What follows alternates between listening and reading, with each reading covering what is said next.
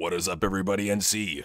JC and We got some news for you today, and as you may have seen from the thumbnail, Triple H is going in a very poor disguise with Mark and Ari to an AEW event.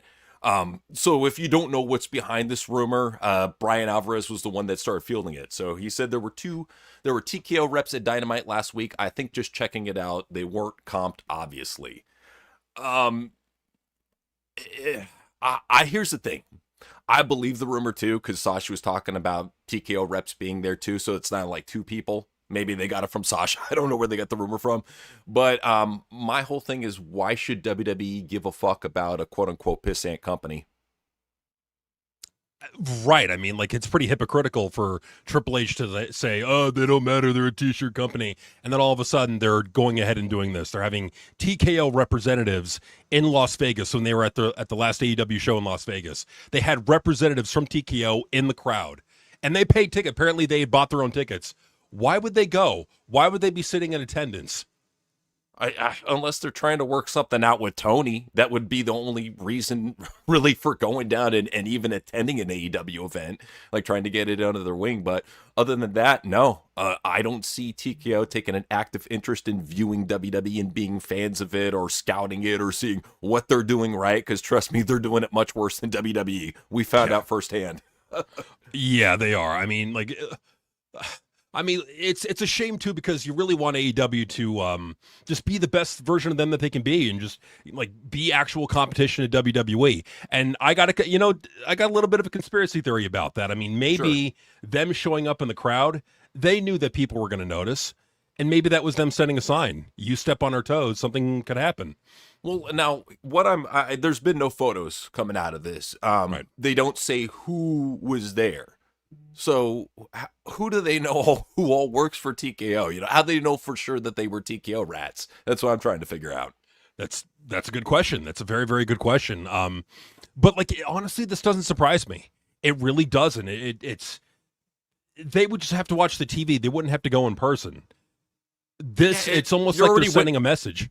Well, you're already winning. You don't even have to try. You're already winning. You guys are mailing it in every week, and you're already winning. Why would you even go to this pissant company unless you're trying to get a deal done? Right. That's all I can think of. And that could be. It could be a deal, too. I mean, maybe they're working out a deal. Who knows? Who knows? I mean, but yeah, for TKO executives to show up in attendance at an AEW show, why? Why would they waste their time and their money to go to an AEW show? Unless there's a motive. There had to be something. Otherwise, it'd be a complete waste of time. Now, I know Nick Khan has no problems watching terrible wrestling. He's front row for all these pay-per-views. Somehow, like, enthralled the whole time with his kids, which is the shock. But I don't know, man. I don't know how anybody could sit through a Dynamite, nonetheless a TKO rep. So we tried, man. We tried, and it was rough. It was very rough. And, you know, I got to say, maybe Road Dogg, maybe he dodged a bullet here. He said, "Actually, I was turned away because of my political/core beliefs. That happened in America. I didn't donate to or vote for Trump, but his old man did. Why was I punished?" It doesn't matter.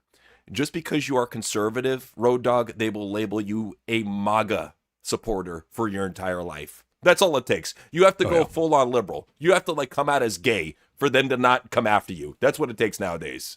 Oh, yeah, you have to be an oppressed victim in order to not get attacked, because that's what it is. It's all a big, it's crazy. It really is, and you hate to see it like this.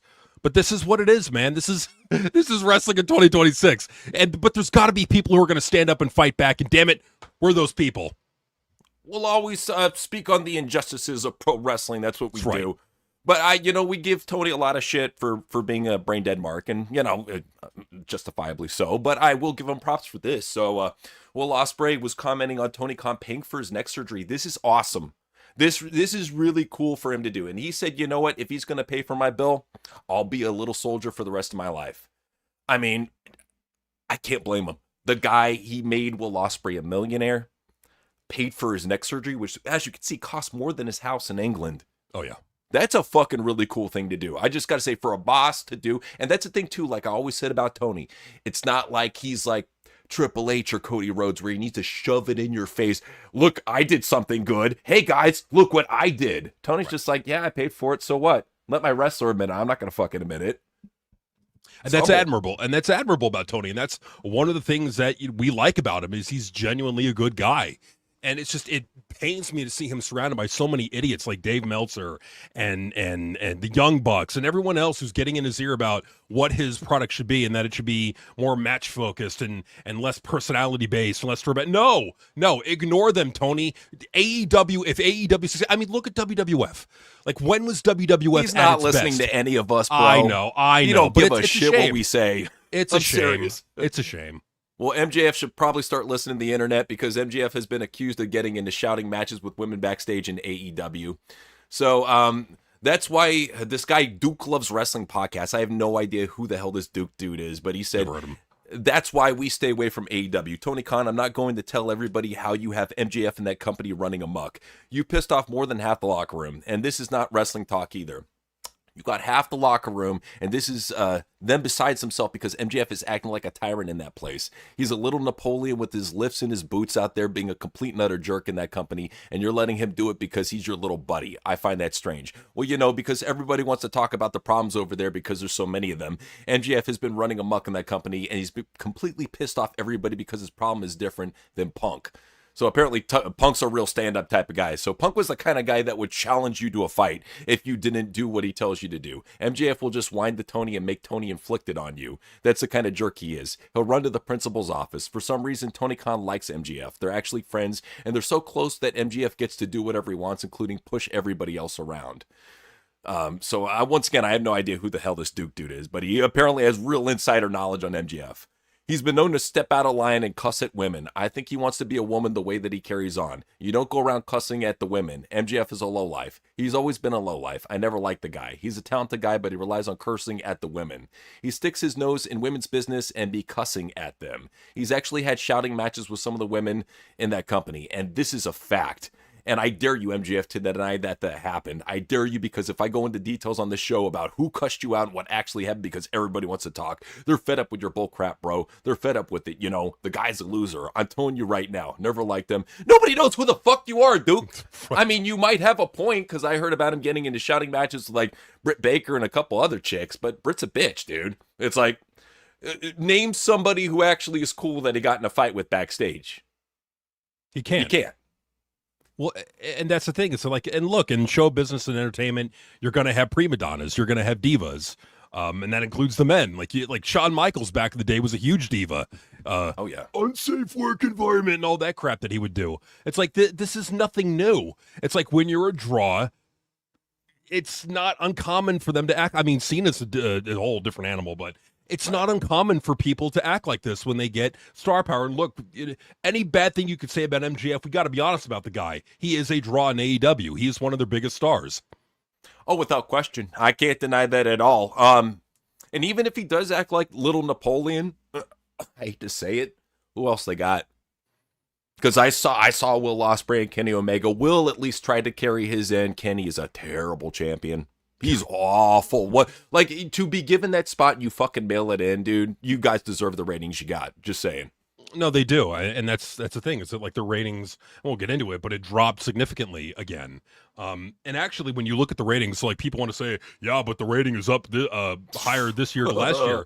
Look at the month of August last year and look at it this year. What are you going to notice? You're going to notice that last year for AEW in August, they hit over 700,000. This month, they didn't. Oof. Well, you know what else ain't hidden is that Fight Forever game, which reportedly took $30 million loss. Ooh. God. And we knew it. We knew it was going to be a bit, and we were saying back then. Yep. We pat ourselves on the back, you know. Mm-hmm. We were saying back then it was going to be a big money drain, and the game was going to suck because of who was involved. They didn't have the right people involved. You had the chick with the horse face, and you had Kenny Omega working on it. What do they know about making video games? Nothing. Boy. And here's what frustrates me, too, is that it had all the potential in the world because it's being made by Ukes. Ukes is famous for making all of our favorite wrestling games. If you're a wrestling gamer, you know about Ukes. You know what they deliver. You know they're good. Even THQ Nordic are a good brand. There was no reason for them to fuck up as bad as they did and add in all those stupid mini games and all this other shit that wrestling fans don't want to play. But they did. They fucked it up tremendously, and I think a lot of that has to do with Aubrey and Kenny. They nerdified it up. They fucked it up, and you got this slop that nobody is playing. Look at this play count right now on Steam. 5 people. 5 fucking people on Steam are playing this pile of shit. Oh, Have God. standards, dude. Especially on Steam. There's so much better wrestling games. Why the fuck would you play Fight Forever? I mean, like, there's that old saying, you know, like, show me your friends and I'll show you your future. Right. I mean, like, when Tony Khan surrounds himself with a bunch of incompetent indie lifers and puts them in his company and builds the company around them, is anybody surprised by AEW's lack of success? Are they surprised that they have yet to really compete against WWE? I mean, yeah, they beat NXT. Great, you beat the developmental. When they could be competing against SmackDown and beating them. I know. That's the most frustrating thing, is just how much potential is there and how they mail it in. That's why, honestly, after this week, I'm just going to put them on Outlaw Mud Shit. Same. I think I'm done with highlighting AEW news. But now it's time for some WWE news. The one that everybody's talking about right now is Ilja Dragunov has been released. Now, with him, he doesn't have a no-compete clause, so he technically could show up on the next big AEW show. He could show up wherever the fuck he wants, when he wants. That's why it baffled my mind seeing all these fucking nerds cry. And trust me, we've got a packed WFBI coming this Thursday on Rumble at 5 p.m. PST. A packed WFBI full of these fucking crybaby pieces of shit crying about a wrestler leaving the company with no strings attached, and he can go over to their fucking favorite work rate Mark Fed and bang up his body and fucking break his neck. And yet they still complain. Any fucking reason to cry for these fans, dude? Well, they got to be a victim. Like, that's their entire world is, they got to be a victim. But I mean, like, yeah, they'll cry, but more than likely, if there's no not compete, you'll see them at All In. So there you go. That's what I'm saying. It's like, dude, crying over a wrestler that's just gonna hop over to a more work rate friendly company and break his fucking neck for you. They should be happy, but they're never happy. That's all they do is complain and gripe. So, Isla's buddy got his own YouTube channel with a whole 2 subscribers in one video. Oof. It's gone up since then. I just thought this picture was funny. I had to show you. Now he's up to like 6K right now, so good for him. But this is Gunther's YouTube channel, and as you could imagine, it sounds unbelievably fucking boring. We'll probably give you a review one of these days. You know, content, right? So we'll show you Gunther's awesome cooking skills. So that's coming up real soon. Santos Escobar, he was talking about his release, and he said, Nikon called me his safe. He apologized for the way that treated my character. Not my safe, my character. She was at least Mickey James, and they seal her stuff in a garbage bag. That's how I fit. Except for the fact that Mickey James is an elite level talent, and you literally are the garbage bag, Santos. Just saying. Just saying. They should have put him in the bag. Right? Take this bag of trash. Get him out of here. He's starting to stink up the joint. Get it out of there. So for Angel Garza to be sucking Triple H dick, Santos was better than you, and he got released. Shut the fuck up. We'll get to that later, by the way. Oh, yeah. But, your favorite female, she's got some new merch. Charlotte's got some brand new merch, and honestly, I just get it that the fact that they already know that Charlotte's fan base are, cigarettes and Transformers, and that's what they're gearing it towards. That's what I get out of what I see. This is cigarette and Transformer gear here. This looks awful. Like, do they know how bad this looks? I think maybe they do, and I think they're just hoping that the primo dumbasses will buy it, and they will. I guarantee you. So, I mean, the same people who bought Danhausen shirts. Yeah, sadly. So another blonde is gaining some infamy right now for a botch that happened on a house show up against Jade Cargill. Take a look.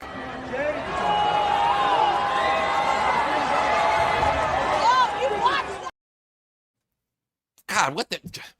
And people will blame that all on Jade. That's not Jade's fault. I guarantee you.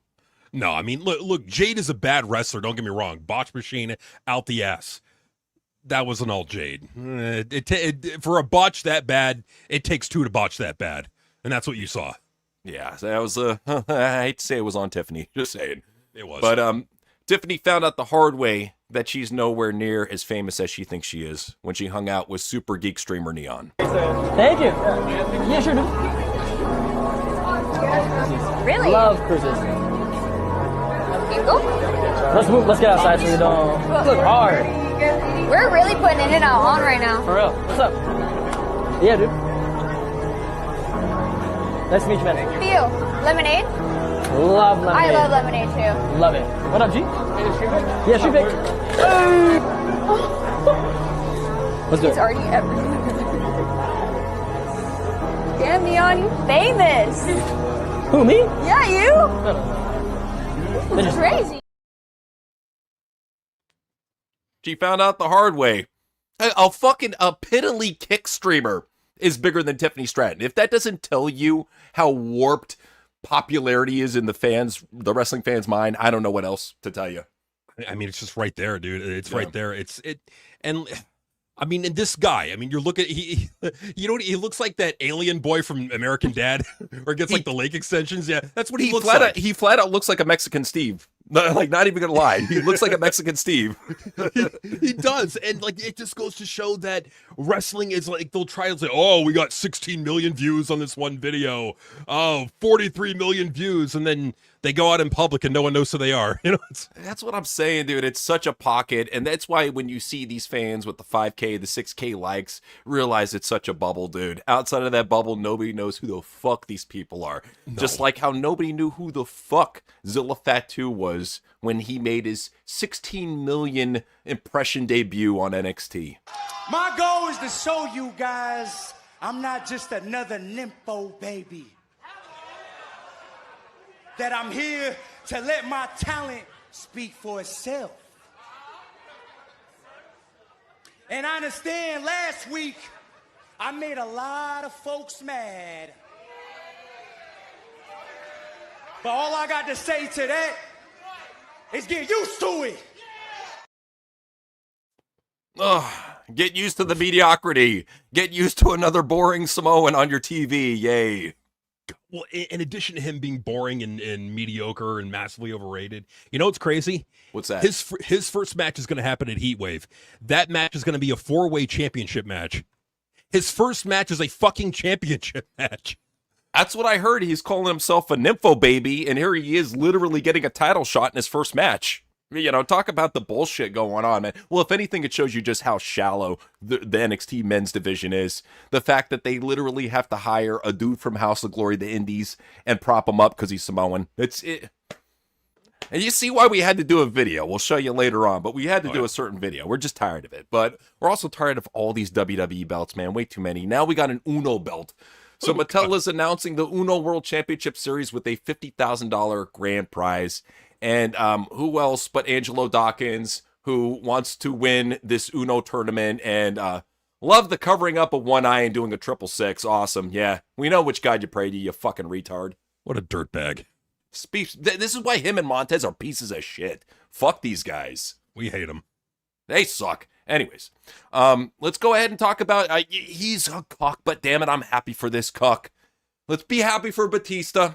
He landed the role as Kratos. I would have gone with Noseman, but, but they went with Batista. I think he's going to nail it. He'll do a fucking fantastic job at it. I'll give him that. Because Batista's a good actor. Like, with all the crapping on him aside, and there are reasons for doing that, he is a big-time Hollywood sellout cuck, but he's a talented actor. You got to give credit where credit's due. Now, like what you said, look at Triple H and look at Kratos.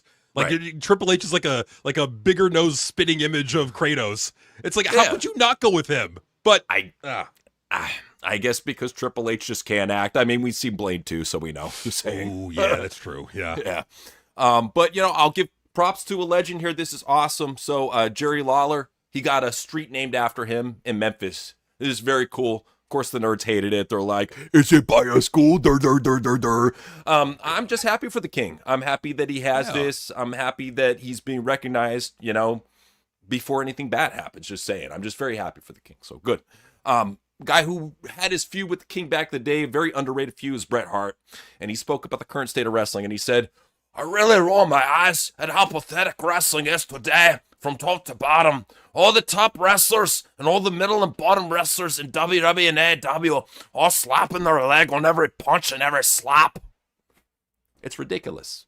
And I don't know. I would like to figure out which wrestler started the whole fucking thigh slap shit so we could do a top 10 sucks on him.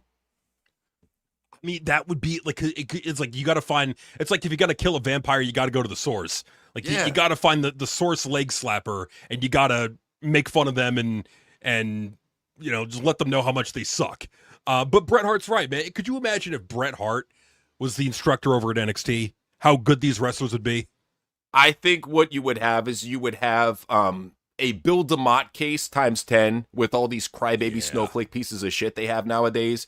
And they'd be complaining about Brett being a hard teacher. Oh, he's too old school for us. He berates us. He treats us like, you would hear so many fucking quote unquote horror stories, and they would try to cancel Brett. Oh. This is why I like Brett just staying out of wrestling and just complaining about it. You can't talk shit about him. He's the work rate king, you know? All these nerds online, they never fucking talk shit about Brett because he's the work rate king. Oh, I mean, for sure. Like, even CM Punk, like, worships Bret Hart. Like, I bet if Bret Hart ever crapped on CM Punk's in-ring performance, I think that, like, CM Punk would just quit wrestling. He'd be like, I don't want to wrestle anymore. And I think that's what it is. He realizes how much he'd hurt Punk or Cody, so he just kind of is quiet a little bit about them. But I think that's what he is. He hates these new wrestlers. I think he has a moderate amount of respect for anybody who's, like, over the age of 40 or close to the age of 40 has been doing it for a long time. I'll give him that. But somebody who I have respect for is Jinder. He came out recently and was agreeing with JBL, who said that WWE should hire acting coaches. And he said, I agree. Every WWE talent can benefit from acting classes. WWE does offer them. The resources are there, but you have to ask for them. Same goes for access to financial resources and language programs. I'm thinking to myself, if they have this shit readily available, why aren't more people taking it? Like legit acting coaches. Not no fucking ex-wrestler teaching you how to act. You get legit acting coaches. Well, I mean, we've been like literally saying that that's something that the wrestlers need to work on for years now. Like we've been saying that consistently for years, and to now hear that they have that in NXT, and because I think what a lot of it is that you're bringing in a lot of the veteran pro wrestlers. They're used to the indie work rate being what's important, and I think they create that peer pressure of like, I got to be better at my work rate. Yeah, you know, that's a lot of what it is, too. Well, especially when we get to something to who booked. When you see who's booking this shit, you understand why it's as bad as it is. But I just want to say, hopefully nothing bad happens with Slick Rick. He's recovering in ICU after a heart attack and open heart surgery. So thoughts and prayers go out to Slick Rick. Hopefully he makes it past this hurdle. Just saying. Absolutely. Janel Grant, she had a lot of problems recently. Maybe Brock made a visit to her residence, just saying. But she was hospitalized with a concussion, broken ribs, and lung hemorrhage. Good Lord.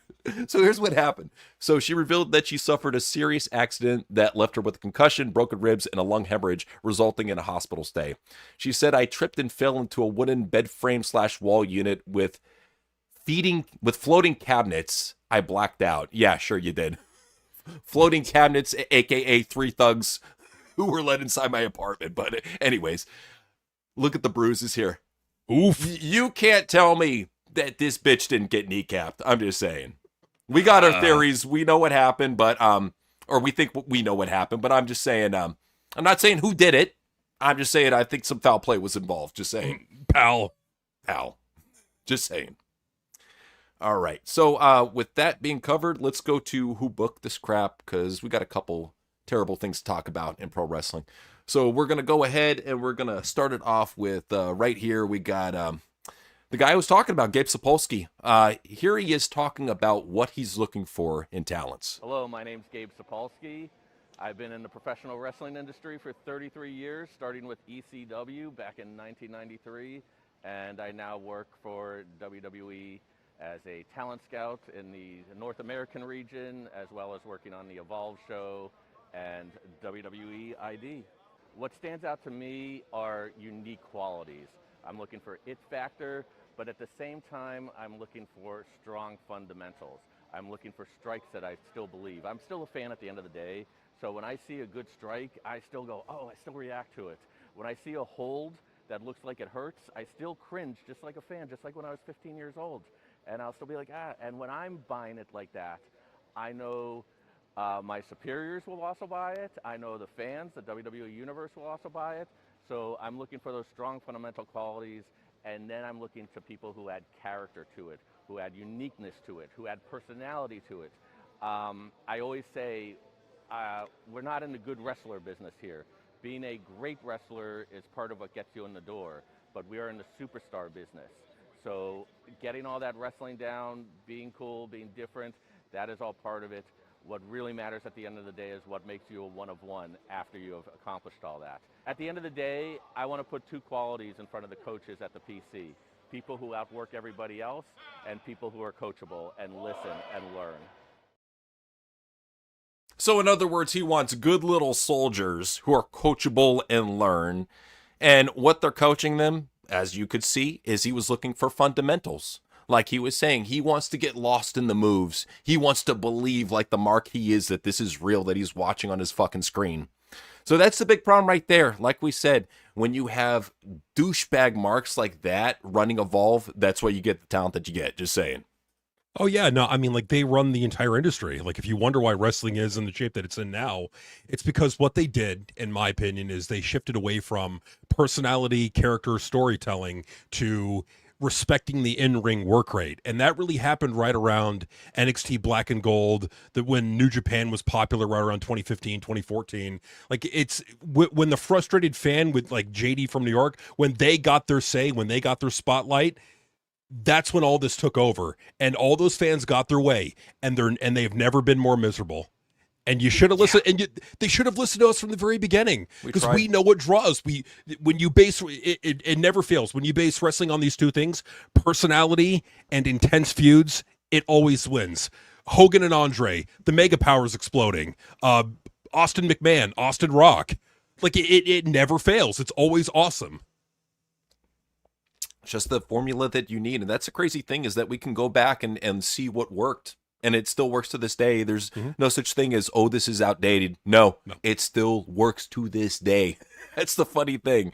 They're so afraid. But speaking of Gabe, you want to see his awesome coaching skills he was talking about? Well, check out this one right here. Cutler, another dominant win. Now, you've been undefeated since your arrival on Evolve. So I gotta ask, are you eyeing the men's Evolve title? First of all, Rizzo, I just want to say I've thoroughly enjoyed my time here at Evolve. Now, you've all seen me and the boys dominate NXT every single Tuesday night. But Wednesday is for Cutler James. And to answer your question, Rizzo, yes, I do have my sights on the Evolve title. And when I'm ready, you'll know, because I'm going to take it like that. This is why you're in Evolve, bro. This is why you got demoted from NXT. Oh my, like it's unbelievable. These people are trained to cut promos, and this is what they're training, and this is what they're putting on TV. I'm sorry, that shouldn't even be in like your local indie fed.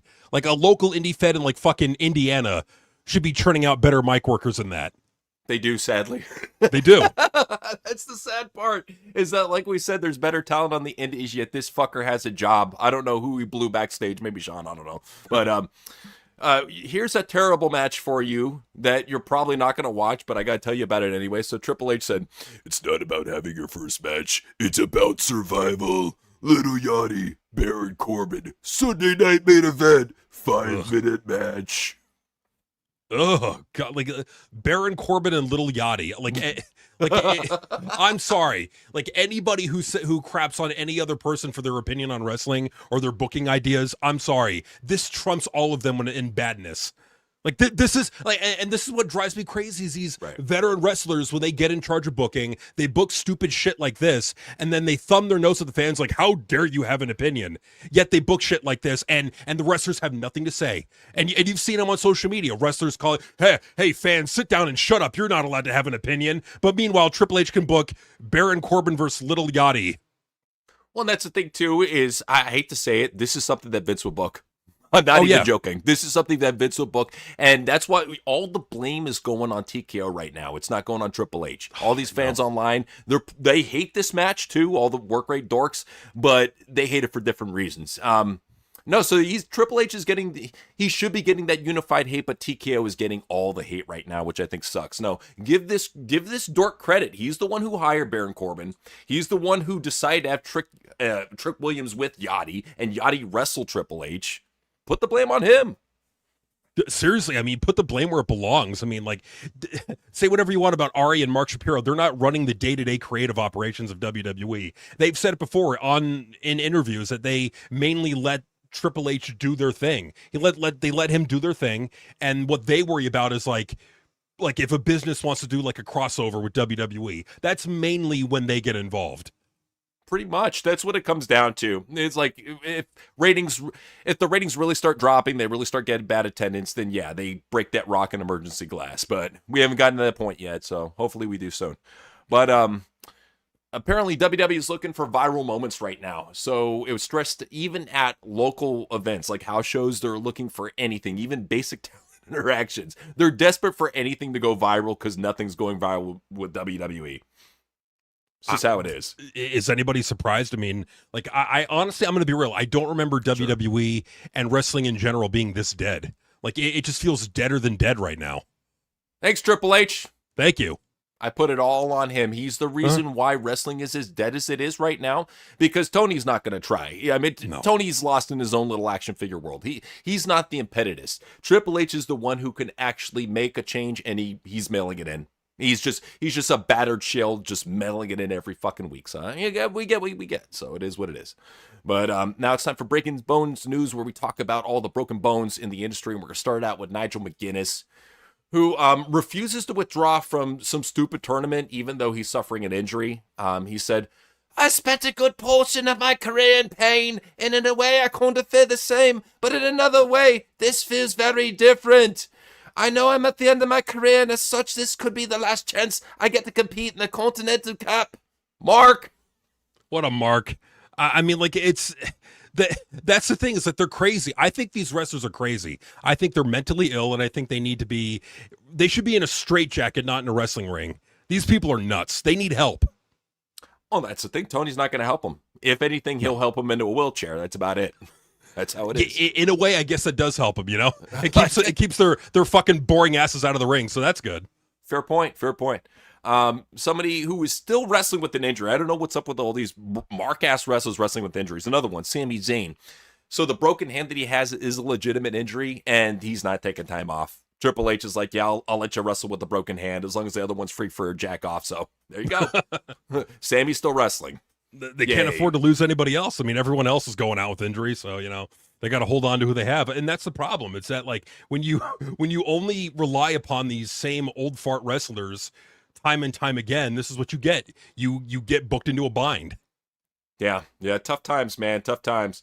So Matt Cardona, he tore his arm recently too. So he said, "I wish my arm was this jacked. Unfortunately, it's just swollen because I tore my tricep in a match on Friday night. I still went into the gym today and did legs. I'll keep you updated. I'm not finished." Please be finished. We're done seeing you. Please be finished. I mean, like, has there ever been more of like a wet fart return? Like, I think Carlito had a better return than this.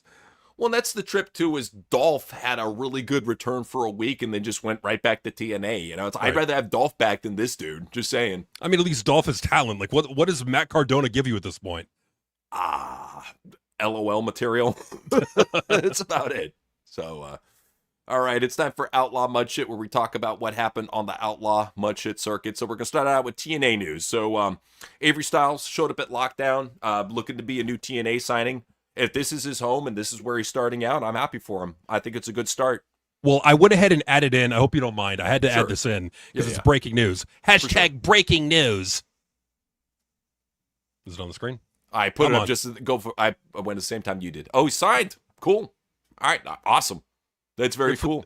Good for them. I mean, they definitely needed young, up-and-coming talent that can work in the ring and develop. And so, yeah, I mean, the son of AJ Styles, I think this is a perfect fit. I really do. I think they needed him. I think that in his way, he's following in his father's footsteps. So this is good. I think this is a good signing for TNA. Like I say, the TNA signings are looking very nice lately. So not sure if you saw who was in the audience, but they had Joshua Bishop, J-Rod, and Pinky in the crowd. Wow. Those are 3 decent indie talents. So if they sign, even if they sign 2 out of 3 or 1 out of 3, you're getting some great talents right there. So let's see what happens. Hopefully TNA is actually trying to get some good new talent. They are some great new talent. Just saying. They really are. I mean, these are some really good talents. And then we keep saying, like, all the time, it's that there are great talents out there on the indies. Don't think that just because, we got a lot of the shit talents that we have on the main roster now from the indies, that does not mean that every talent on the indies is bad. No, there are some great talents on the indies. It's just that WWE, under Triple H, intentionally sought out the worst ones. And so here we are. Sami Zayn, Kevin Oinkins, and fucking Johnny Gargano, and Tommaso Ciampa. Whoopee. All the ROH fucks, man. Nope. Swear. And here's another talent that could be signing. I don't know the result of the match. I'm hoping Joe Alonzo beat fucking Hometown Man, because that'd be stupid for Hometown Man to beat Joe Alonzo. But if Joe Alonzo is another signing, that's another good young signing too. So just saying. Yeah, that's another really good signing. Good on the mic. He's good in the ring. Yeah, I got no problem with that signing at all. I think it makes a lot of sense for them. This is good for them. I'm seeing a lot of upside. If all of these guys and gals sign with TNA, we could be checking them out again. I don't know. I'm going to have to give it some while, but I just need to see more dedication from them. This is a good sign, just saying. Former JCW star, I'm sure you've seen him before, Luigi was showing off his awesome moves on the Outlaw Mud Shit circuit. Look at this. Look at this unbelievable skill. He's actually a pizza chef, too, on the side. So, just tossing dough and shit. This is skill right here. I don't know why JCW hasn't brought him back and made him a champion. Just saying. Yeah, I mean, he's got a character at the very least. I mean, shit. Like if TNA needs another goofball, like in TNA too. Like if they need another goofball character, here you go. There's this guy. Team him up with Shark Boy. You would have a great comedy tag team. Just saying. Yeah, that'd be good. Or have him show up and like beat up Santino. Like that'd be good too. And replace him. That'd be even better. Yes. So, stupid shit happens at lucha shows, and we got to show you a little bit. So, here's some stupid shit at a lucha show.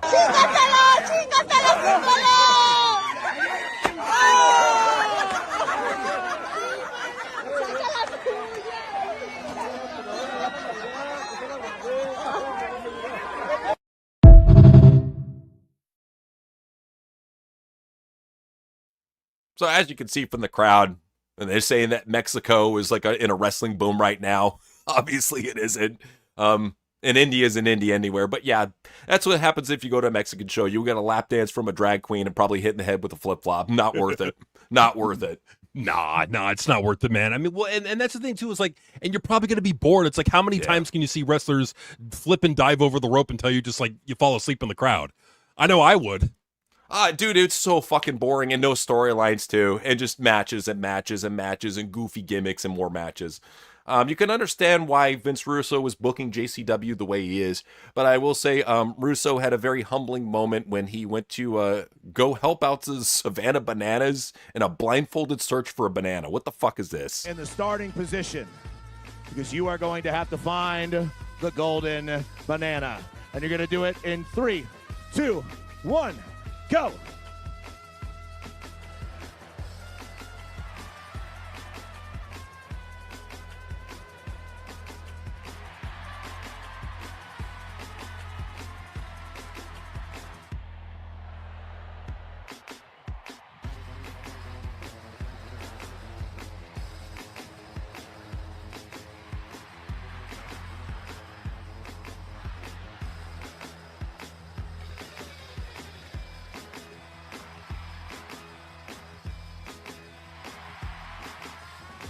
He's done it, ladies and gentlemen. That's not the first time he was on his knees digging for my banana. Yeah. How do you think he got that job, pal? I'm kidding. We're joking. But yeah, no, Vince having fun there. I'm glad he's getting at least spots like that. That's a big position. Savannah Bananas are well known and shit. They do commercials. So yeah, good for him, man. We're happy. Yeah, good for them. I'm so sorry to interrupt. There's one more bit of TNA news I want to bring up. Please, go for it. So, Kiera Hogan just signed with TNA. Dope. That's good, dude. Kiera Hogan's a great talent. Awesome. Cool. Signed a 5-year return. Or no, she, yeah. Okay. Wow. Yeah, so she's with TNA now. Good for her. Hey, that's awesome. Yeah, Kiera Hogan is great talent. I'm glad she's done doing that stupid reality show on BET and back to wrestling where she belongs. So, yeah, very cool to see. So let's go ahead and show you this JCW star. You know him by the name of Madman Pondo. He's a fucking real life madman. And here he is throwing a bowling ball to the nuts. Oh, we got it. Oh, 1-2 split with the leg 2. Fuck. Damn. Good Lord. Oof. Oh my God, the maniacs. And they do this for like $2 and a fucking hand job. Like that. What do they get? Why is it worth it? Why would you get your balls crushed on a fucking indie show? I don't think, honestly, I don't think Matt Tremont has any balls left after all the years of death matches. Maybe it's just a smooth patch down there. Who knows? But like a Ken doll. You know what? If his balls aren't destroyed, his head definitely was after this. He's not going. Oh, God! Oh, God! He didn't roll it. He threw like a goddamn baseball right into the... That's such a wicked. That's so wicked, I got to show you again. He's not going. Oh, God! Oh, God! He didn't roll it. He threw like a goddamn baseball right into the... Motherfucker! Oh, my What God! the fuck? Oh, my God! This is why Pondo's the fucking man, just telling you. God, Tremont's cool, too. I mean, credit to them for putting themselves through that, but damn, I mean, what is wrong with you? It's like they're getting paid like $1 to get a fucking bowling ball crushed into his skull. Like, what are you thinking? It's not worth it. They know how to make it look real. I'll give them that much, but here's another one. He's over in GCW. His name is Dr. Redacted, and he's taking a glass bump.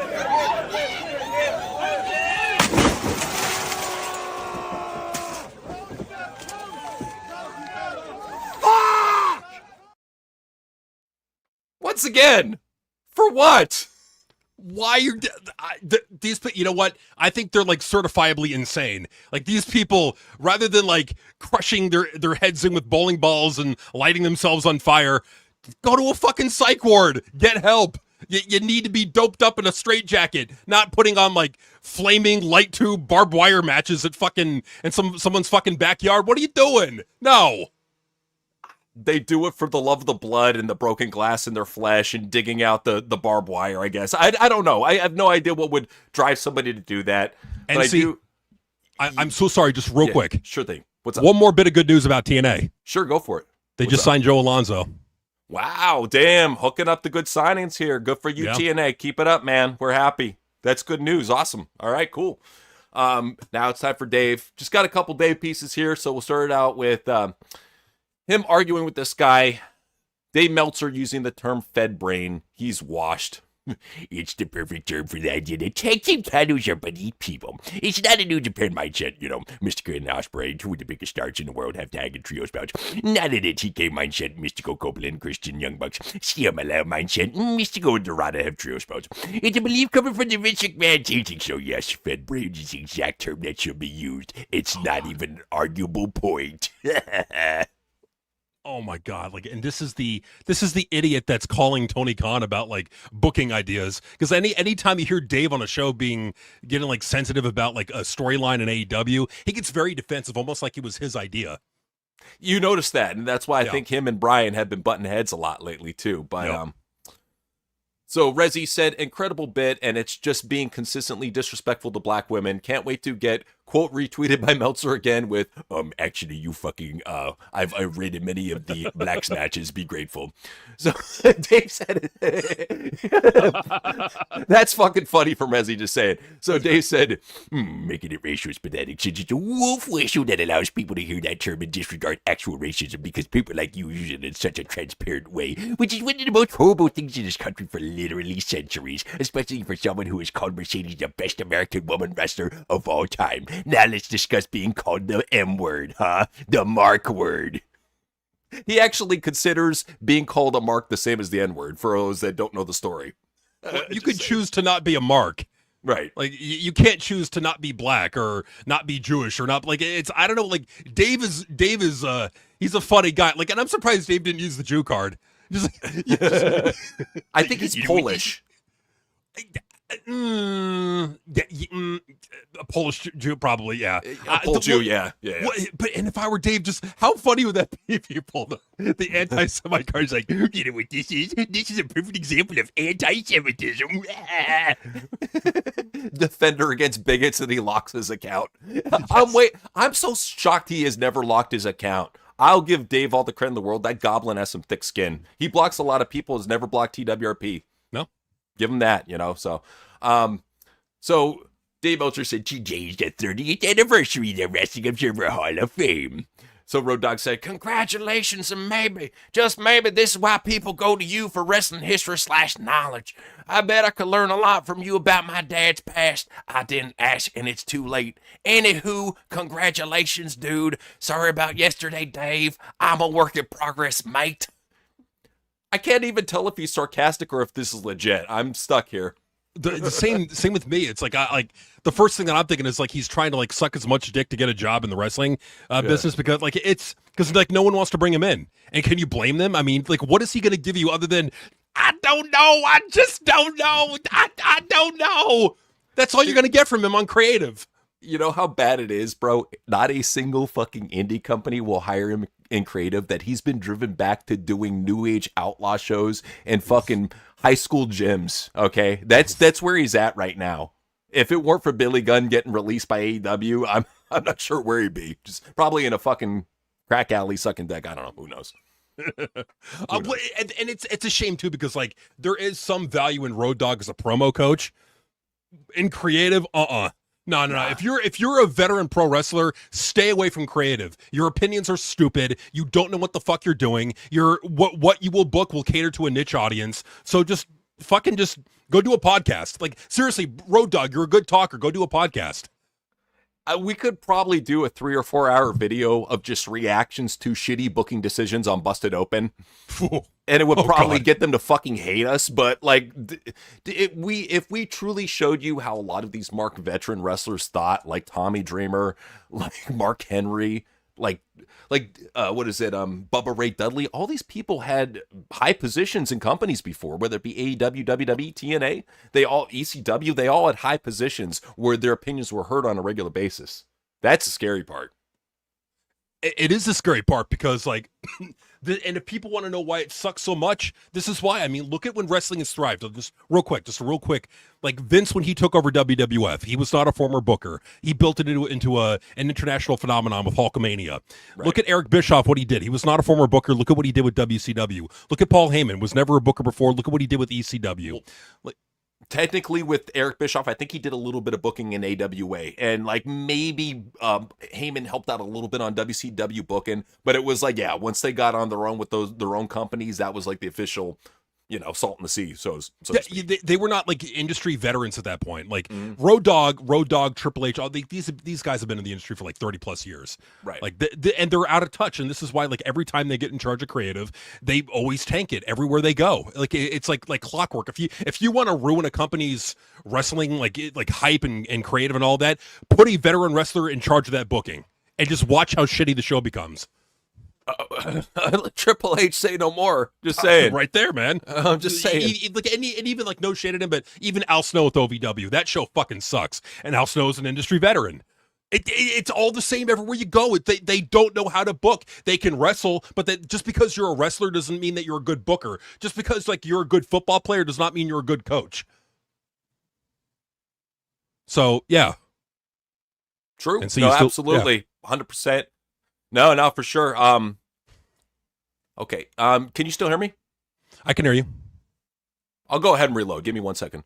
Okay, you can? Okay. I can hear you. All right. So Road Dogg said tag titles are beneath them at this point, as is every other team, and I mean every team in AEW. Tony Khan, I heard you didn't sleep. You're sleeping on this, boys. OUDK, hashtag suck it.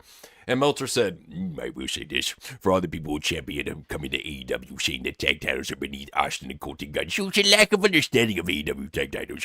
They weren't beneath Omega and Page, nor Christian and Copeland, nor FTR, nor Young Bucks. Seeing tag titles are beneath anyone is a Fed brain issue. Ospreay is the trios title in New Japan. Mystico is the tag title in AEW. Don't even get me started on history like the Funks are Stevens and Patterson. And what I would say to that is, now you see why Tony has such an obsession with tag title matches right here. Mm-hmm. Right here. Yeah. Exactly. This is the problem. It's like this guy has an opinion on and he's listened to by Tony Khan. Like it's a shame. Yeah. No, that's really what it comes down to, man. So here's one for you. Kenny Omega and Will Ospreay's feud is a lot deeper than a WWE feud. So WWE are used to very shallow. They tried to go a little deeper with Roman Reigns and Seth Rollins. AEW gears itself for people who are really, really into it with the idea that if you challenge them, they're going to be more into it. Some people say it's not simply enough, or I don't want to think this much, and they're not wrong. It's good to have different types of wrestling and different types of appeal. And what I could tell you is that we saw that promo. That was the worst promo we've seen from either wrestler. Right. And the thing with it is that, like, for me, the build has been so lackluster with Kenny Omega and Will Ospreay. It's just the build has been lackluster, so I just don't care. Like people are putting it over like it could be the best promo in the world.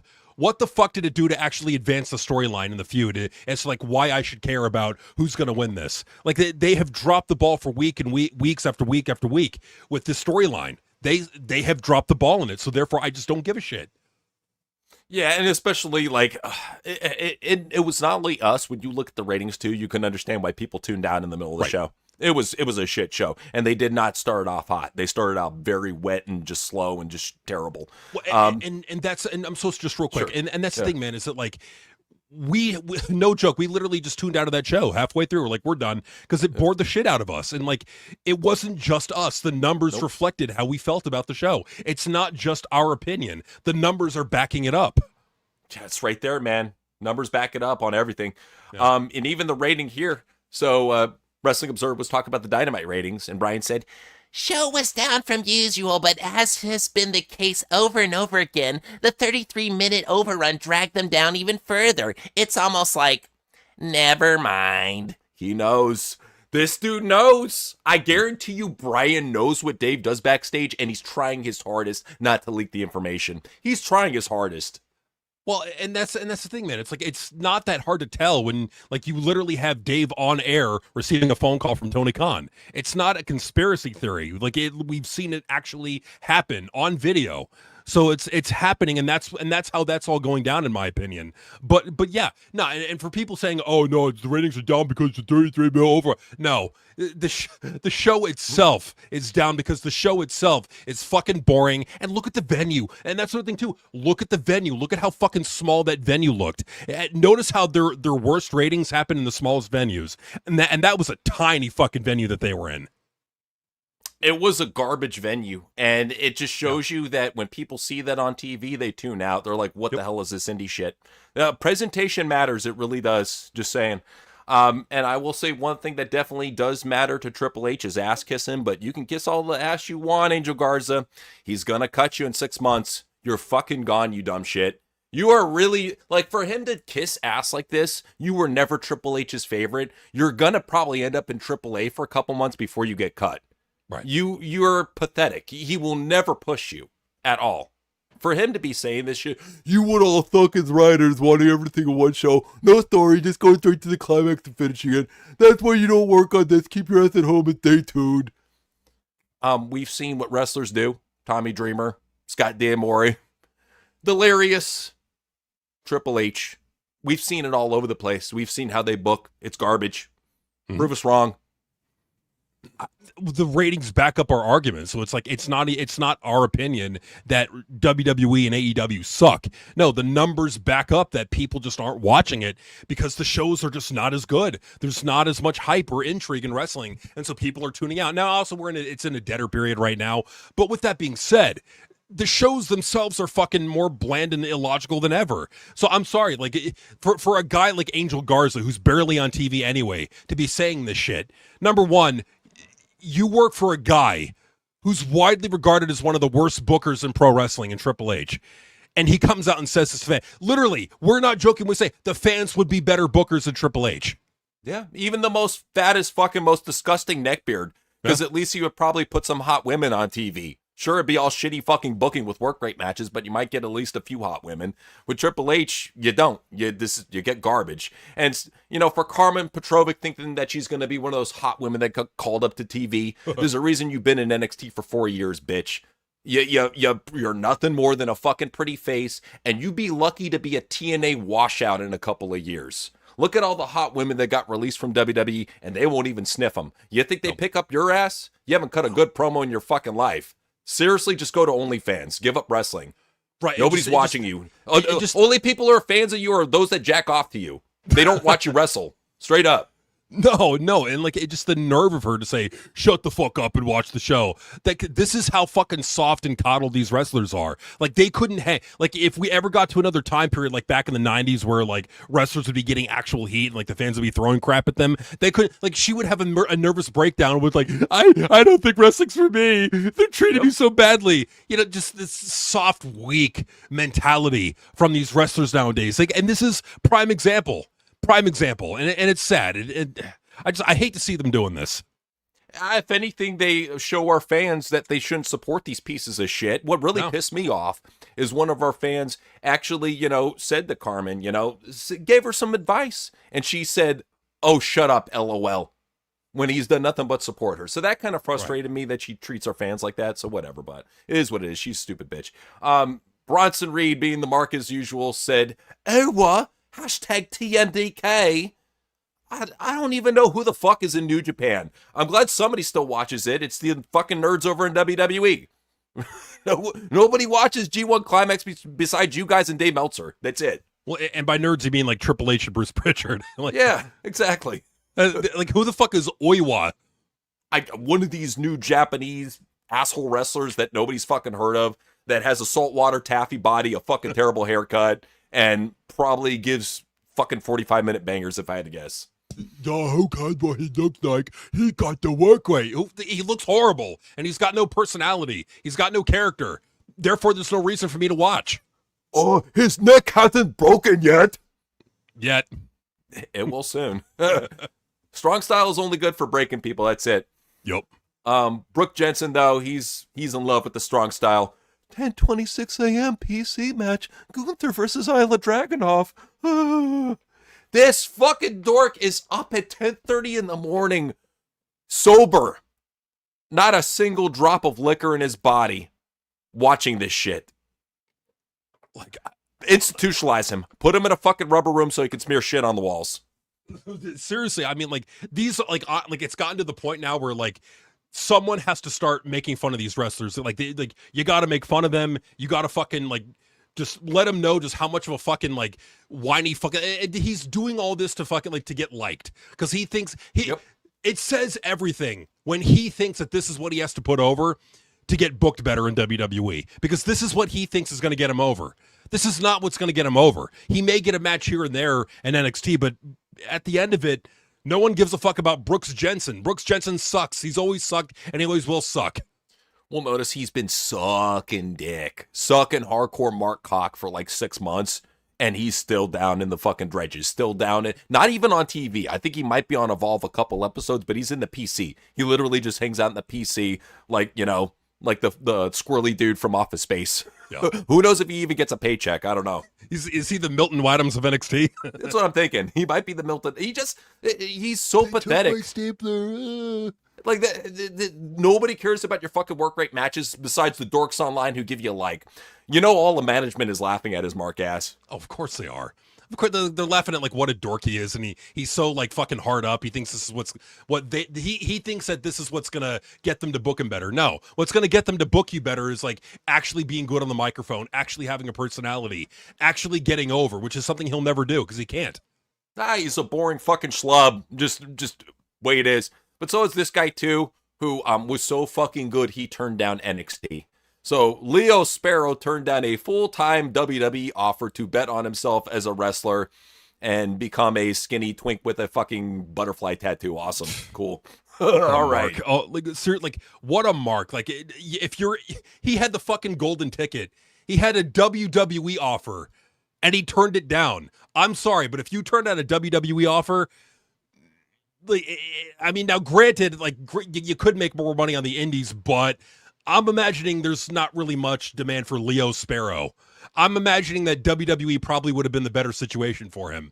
But he's such a mark for himself, he thinks that, no, I deserve more respect to be put in the mid-card. Fuck you, Leo Sparrow, you fucking indie flippy-flop work rate jerk-off.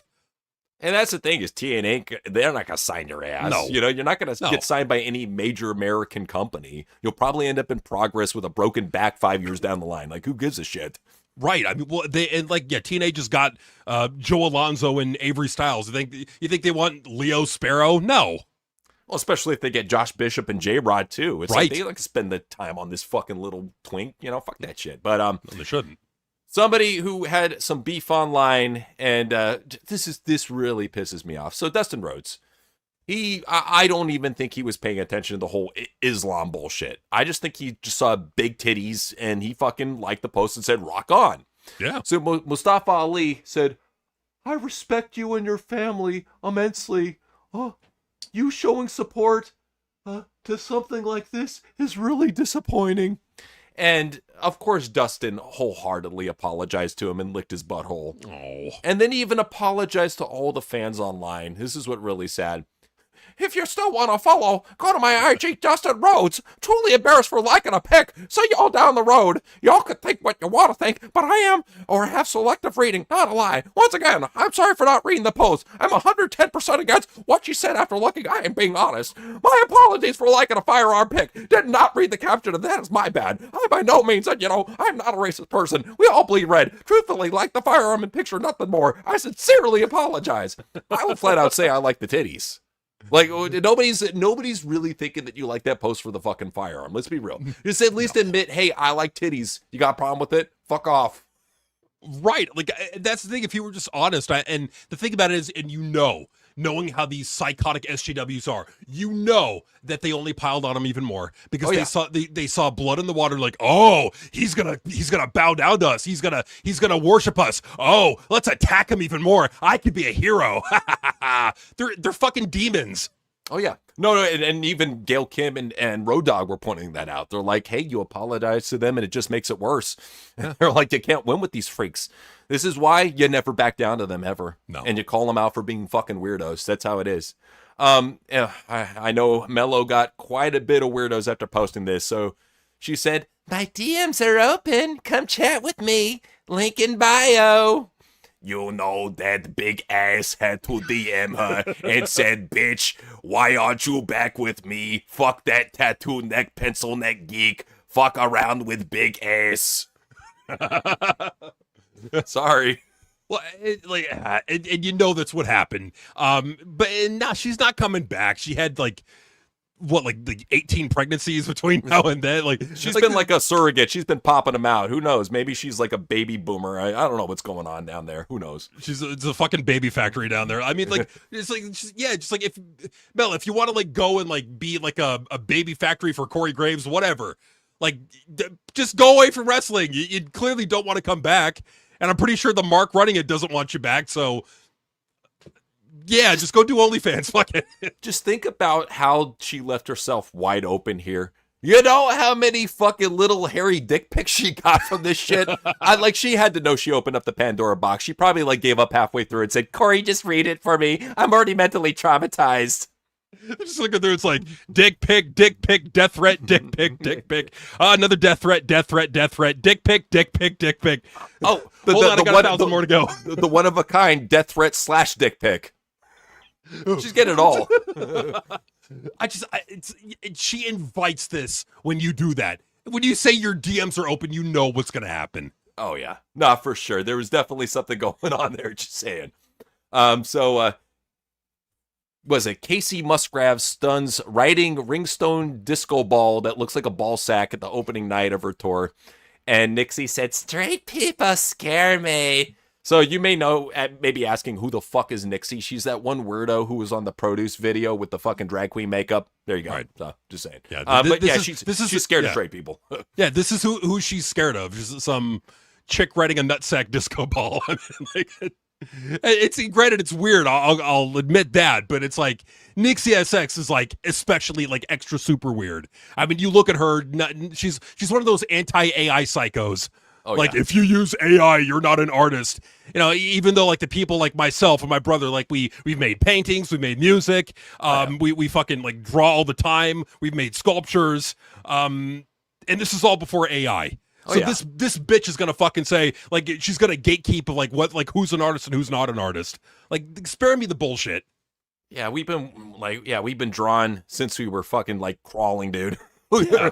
Well, it's part of our lives. But yeah, as for Nixie, I would say you hang out with demonic looking drag queens that read to children. You can't talk about what scares people, just saying. Right. I mean, look in the mirror. That's what scares people. Fuck. Just saying. Somebody that would love her, though, is CM Punk, who had the following to say. Yeah. I treat you accordingly. If you're a piece of shit and you act that way to me, I'll treat you that way. If you're nice, you're smiling, you want to have a good time, let's have a good time. I'm all hugs, especially if you're one of the younger NXT, female superstars. Yeah. I was waiting for him to say, especially if you have a vagina. I was waiting for that part. This is what it comes down to. If you're nice, in other words, if you have a vagina and you're wet for me, I'll consider fucking you. That's what it comes down to. Probably looking at her like, what? No wet vagina? Fuck you, bitch. I'm drier than the Sahara. The fucking disrespect. Coming up to me with a dry pussy. How fucking dare you? You're not the lady killer you once were, Punk, but well, I mean, look at his face. I mean, come on. I remember that during the interview. He's like, do I look scary? I'm sorry for looking scary. That's why you had to hide it with a fucking mask. So for those that didn't see his stupid match with KO, this fucking dork comes out in a fucking Friday the 13th mask with a Larry Popper on the side. Oh, God. What a geek. Like him and Cody Rhodes. Like, what is with these goofy masks? Like, none of them are cool. Like, it's like a Jason mask and a fucking big stupid skull mask, like with a guile hair on it. Like, what are they thinking? Why is it so shitty? We have our esoteric thoughts on it. We'll leave it to another channel. But when it comes to wrestling shit, it looks fucking goofy and stupid. Just leave it at that. So Ricochet, he had some goofy, stupid shit to say. So Paul Heyman said, they don't waste dream matches on TV like AEW. And this is what Paul had to say. Okay. No, Ricochet, you mean, right? Oh, no, the Paul Heyman quote. Okay, no. So Paul Heyman said they don't waste stream matches on TV like AEW. This is the biggest promotion in the world. We just don't answer to the people live and the people at home. We answer to the shareholders. And then Ricochet had to say, we're the greatest wrestling company in the world. So no, we don't answer to shareholders. We answer to our fans because they're the ones who deserve it. They deserve mediocrity. They deserve boring, long matches. They deserve shitty stories. They deserve terrible promos. Is that what you're trying to say, Ricochet? Man, you hate your fans. It's like you're the one torturing them with long, boring matches and no storylines. I mean, shit, at least WWE does try to have a story. Now, granted, they're so fucking inept and brain dead that they don't know how to tell a good one, but at least they're trying. AEW's like, oh, forgot that 20-minute fucking match. Who gives a fucking shit? Long, boring match. Like, that's what AEW does. Hey, you just get Psycho Vision on there, man. It's literally for the sickos. But here Rico got it shoved up his butt. He said, ha ha ha, literally all the bitch asses and fake profiles in the comments. They just gotta say something. A1W Angel said, again, scumbag. Some of us donated money to help you in your time of need. No need to attack fans. So you are a bitch ass or a fake profile? Because that's all I was talking to. If you're neither, then I wasn't talking to you. Teddy Bear said, you stupid motherfucker. He gave money to your mother when your mother's house burned down. He's a wrestling fan near Cincinnati. You're too stupid to know when to turn your character off.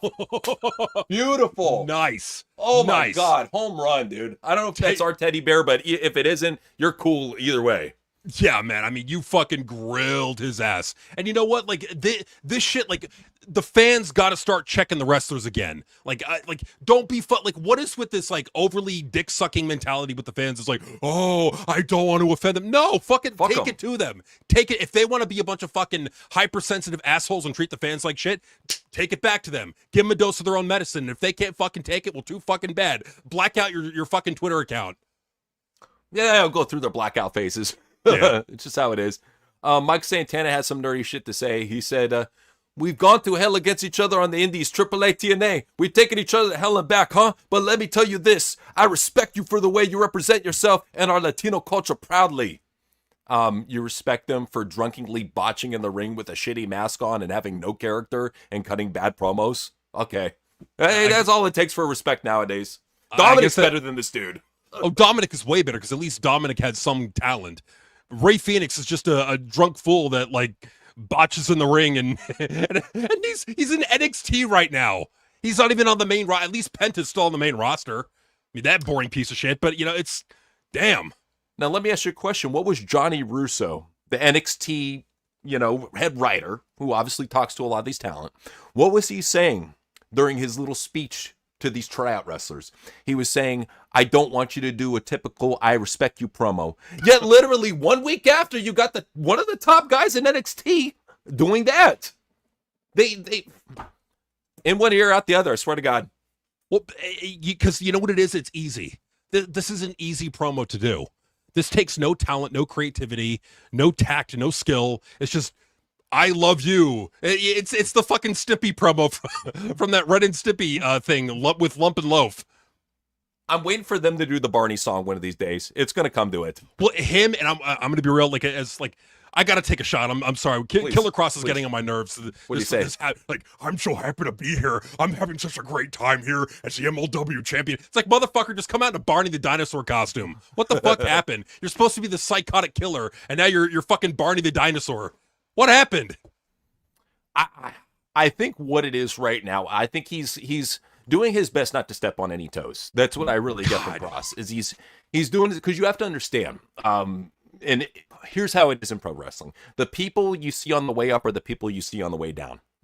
So I think he's trying to keep that in mind. It's very different when you're in the indies because you have to be nice to all these wrestlers that we hate. Even if you probably don't like them, you have to be cool with them. I guarantee you, I think like guys like Cross and Ben Bishop, I don't think they like most of the people that they work with. They tolerate them and they just, make acquaintances because they have to. It's the business. Right, but I would push back and say, did Hulk Hogan, Stone Cold, The Rock, Shawn Michaels have that mentality? They did not, but at the same time, it's a different landscape now. It's Sure. like you really have to get along with the snowflakes. I hate that. That's how it really is, and I think he's just trying to protect his job in MLW.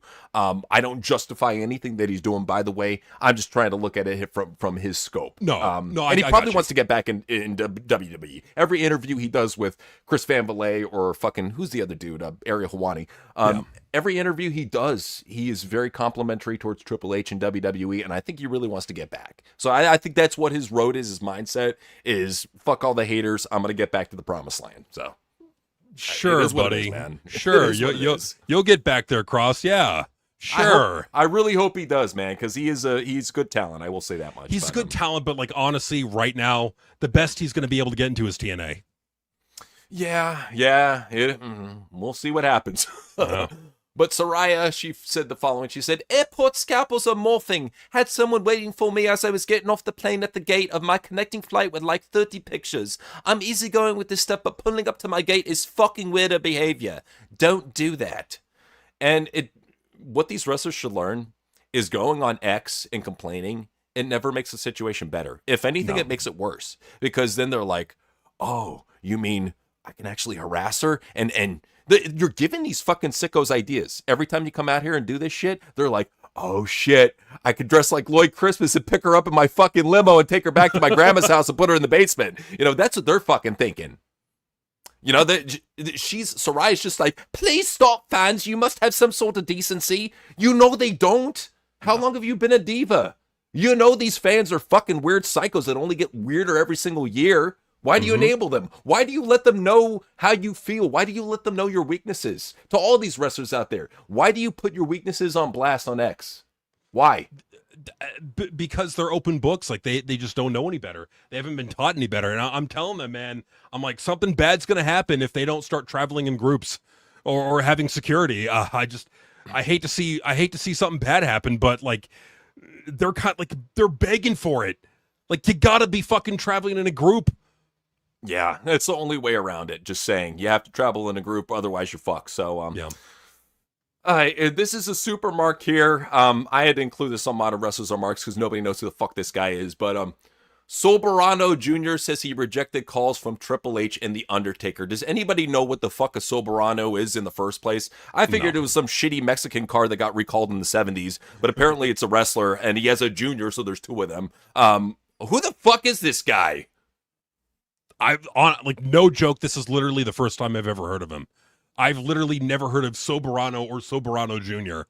And to be rejecting calls from Triple H and The Undertaker, what a mark. What an absolute fucking mark. Money on the table. Well, that's the thing is, does CMLL really pay that well? I mean, I know Tessa signed a full-on contract. I know this dork's fucking dedicated to CMLL. How much do these guys pay? That's what I want to know. For them to be fucking rejecting WWE calls. Well, it's crazy. It's like, how much could they be offering? Like, is he like convinced that his booking is not going to be better elsewhere? No, I mean, your booking would probably be, you'd be a mid-carder, but you'd probably be getting paid more and you'd be known by a lot more people. This wouldn't be the first time that I'd be hearing about you if you were in WWE. It just is what it is, man. It's sad, but it's true. So do you think maybe allegedly the cartels that run CMLL, they're hooking these wrestlers up with like houses over in Mexico? What's the incentive to fucking signing with CMLL and staying there? I don't get it. Like drugs? I mean, like what the fuck is it? Cocaine? Possibly. Who knows? Who knows? Maybe Tessa's a cokehead, for all we know. I was just saying, looks like one. Anyways. Who knows? Veda Scott said, lately it's broken my heart to see and hear from so many people who want to leave the industry, the fandom, etc. because they feel unsafe or unheard. I myself get threats every day. Not about only one person or one place or one person. This is pervasive. And once again, and I would say this to all the wrestlers, and I really hope you pass this along to all your other wrestler buddies. Stop enabling these fucking marks online. Stop giving them a fucking spotlight. The reason why this shit happens to you is because you enable these motherfuckers. You empower them to think that they have power. They're fucking dorks online that tweet about wrestling. Fuck them. Exactly. And that's the thing, man, is you gotta block them. You gotta do what you can or report them. And yeah, this is gonna happen. This is what's gonna happen when all that's left is the niche, when the casuals are gone. This is what's left. So congratulations, Veda Scott. You're all those years in Ring of Honor, all the fucking indie dick sucking that you've done, and all the other indie wrestlers like you. You got what you wanted. Here you go. What, you're complaining because you got what you wanted? This is what you wanted. You wanted the real wrestling fans to watch. It just so happens that the real wrestling fans, most of them are psychotic. When are they going to learn that the more far left they are, the more they belong in a rubber room smearing shit on the walls? When are they going to fucking learn that? They're never going to learn it because they could be far left for all we know. Probably, more than likely. Yep. So somebody who's definitely far left is super tough guy Sean Ross Sapp, who had this threat to say. He said, "What did he say? You're gonna think that when I run into you, freak show." And the guy said, "Gross. I'm straight, dude." Gonna be straight into the pavement when I see you. I'm telling you directly, I remember every weird, creepy, psycho thing you've ever said. I'm going to see you in person one day. You're not going to have anyone to help you. I'm going to tell you to say every single one of those things, crazy ass things to my face, and we'll see how many little jokes you make then. Guess where I flew in today? He's all saying he flew into the airport where this guy's at and fucking stalking him. This is what trips me out, dude. He blocks us because he's a fucking pussy and don't want no fucking heat. Yet he's going and fucking picking fights with people. He's a psychopath, dude. Well, and he's the one who's now wanting the like. This is crazy. Like he's actually like this is Sean Ross Sapp. This is the nutcase that this guy is. Like he's crazy. He's fucking nuts. He's literally insane. And this guy is in charge of one of the biggest wrestling dirt sheets out there in Fightful. That's what really trips me out is when you look at everybody who's at the top, they're fucking degenerates. They're as big of degenerates as every one of these popular fucking nerd liberal psycho fucking New Japan strong style lucha loving fucking accounts out there. They're just as psycho as them. And what I hate about it too is they weaponize YouTube against the people that they don't like. Oh, yeah. They'll weaponize it, and then this little bastard, Sean Ross Sapp, will then complain, YouTube, why are you fucking me over? What's going on here? Karma, bitch. Yep. Straight up. That's what it comes down to. So Shiloh, he's been doing some weird shit. I don't know. What the fuck is going on over in Florida? Check this out. So imagine hating me. I'm lost in the trailer park testing my poisons and enjoying the company of the malevolent entity that inhabits my shed. So is he like summoning demons and making meth? Like what the fuck is going on in his shed? Yeah. Did CM Punk come over? Every time I see this guy, he's talking about buying weird shit off the dark web and fucking robbing people's houses at night. Like, does NXT really pay that shittily? Is that how bad it is? Maybe he's having to like fucking sell roadkill to pay the bills. I mean, like, who knows how bad it is to that? But like, he's like, we're kind of lucky because like, okay, we don't have the next Bray Wyatt, but we have like the retarded Bray Wyatt, and to me, that's just as good. I'll take the retarded Bray Wyatt. You know, he's a good talent. I think he's got an upside, and you know, all jokes aside. So yeah, Shiloh's a good dude. So Now, before we get to the ratings, I just want to show you something that we got up on Patreon. Go ahead and check it out. Put it up today. We got a Fat 2 problem to discuss. It's crazy when you really think about it. 8 Fat 2s now, and they ain't done. We'll probably add 1 or 2 or 3 more by the end of the year. So, yeah, over on Patreon, make sure you check that out. Coming to YouTube next week. And so now it's time for the ratings. You want to start out with Dynamite? Let's go, if it's okay, Sure. let's go ahead and start this out with Raw. Yeah, All right, go so for Raw pulled in 2.6 million viewers last week, the week of August 10th. So I guess because the Raw that just aired, that rating will be coming out on Tuesday. So we don't have it now, but when we get it on Wednesday, we'll go ahead and get it to you then. So yeah, the most recent Raw pulled in 2.6. My guess is this Raw is probably going to be like 2.3, 2.4. Yeah, I can only see it going down and down, right, and down, especially as we head towards Survivor Series. There's nothing to look forward to. Nobody's even hyped about Sunday Night Main Event. I think it's like happening right now and nobody fucking cares. It's wrestling for you. Yep. Okay, so that's Raw. We'll go to SmackDown next, August 7th.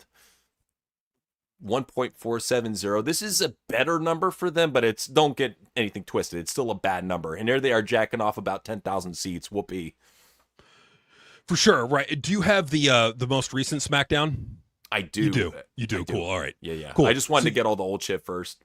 Cool. Yeah, no worries. Yeah. Okay, so 1.47 million.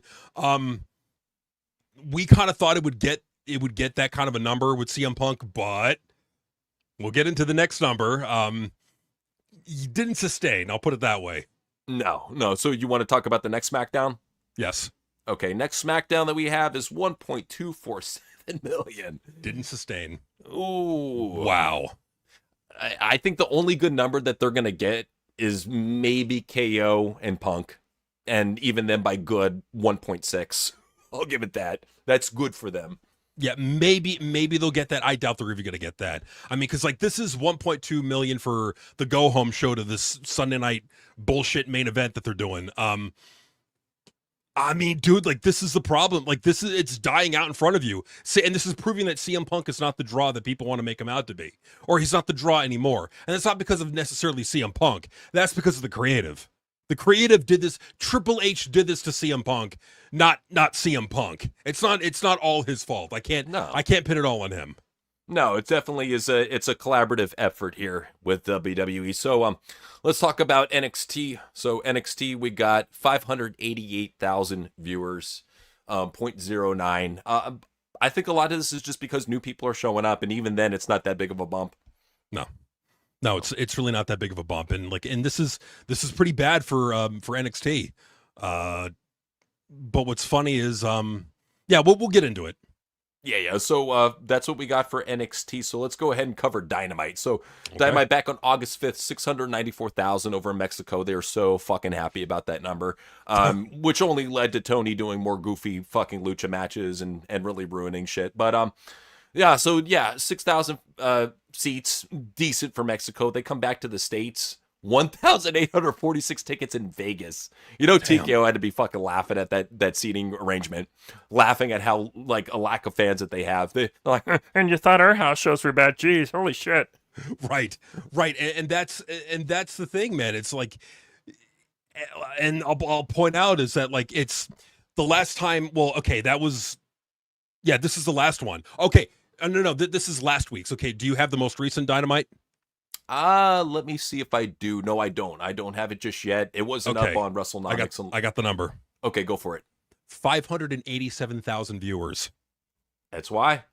Why, because people saw that shit and they're like, w"Whoa, this sucks. I'm out." Mm-hmm. I don't blame them. The Dynamite that we dipped out on, man. Yeah. 587,000, and we knew it was gonna suck. We knew it wasn't going anywhere. It wasn't exciting. It was just a bunch of long matches. There's really nobody there that I really cared about.